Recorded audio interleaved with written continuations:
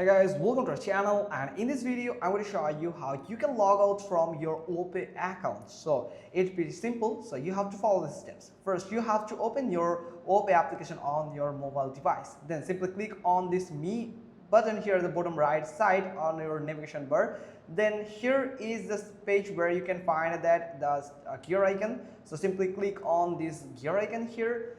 Then at the very last you will find the sign out button here, so you just need to simply click on sign out button, and here it is a confirmation message where if you actually want to log out of your Opay, then simply click on this or tap on this yes button here, and you can find this type of interface where you can find the login button here, and that's mean you have just logged out from your account. So that's pretty much simple. Hope you caught this. If so, then give us a thumbs up, leave a comment below, and thanks for watching. Till next time.